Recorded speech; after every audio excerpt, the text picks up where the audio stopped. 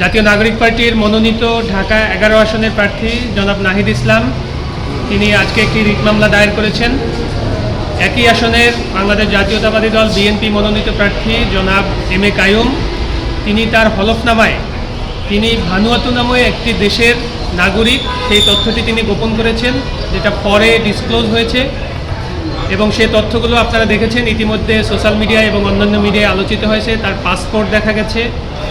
তো জনাব নাহিদ ইসলাম আজকে সেই বিষয়টি নিয়ে, এবং আপনারা জানেন যে বাংলাদেশের সংবিধান অনুযায়ী যারা দ্বৈত নাগরিক, যারা অন্য দেশের নাগরিকত্ব গ্রহণ করেছেন, আনুগত্য গ্রহণ করেছেন, তারা সংসদ সদস্য নির্বাচনে প্রতিদ্বন্দ্বিতা করার অনুপযুক্ত এই বিষয়টি এবং তিনি যে তার হলফনামায় তথ্যটি গোপন করেছেন, এই দুইটি বিষয়কে সামনে রেখে জনাব নাহিদ ইসলাম আজকে একটি রিট মামলা দায়ের করেছেন, যেটি অতি শীঘ্রই উপযুক্ত বেঞ্চে শুনানির জন্য উপস্থাপন করা হবে।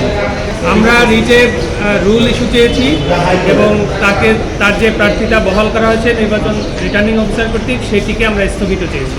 আপনারা জানেন যে তিনি যখন হলফনামাটি সম্পাদন করেছেন তখন সারা পৃথিবীর মানুষের কাছেই তিনি বলেছেন যে হলফনামায় প্রদত্ত তার সকল তথ্য সঠিক এবং সত্য, কিন্তু পরবর্তীতে যখন এটা ডিসক্লোজ হয়েছে তিনি আসলে তথ্যটি গোপন করেছেন এবং তিনি বাংলাদেশের সংসদ সদস্য নির্বাচনের প্রতিদ্বন্দ্বিতা করার অনুপযুক্ত।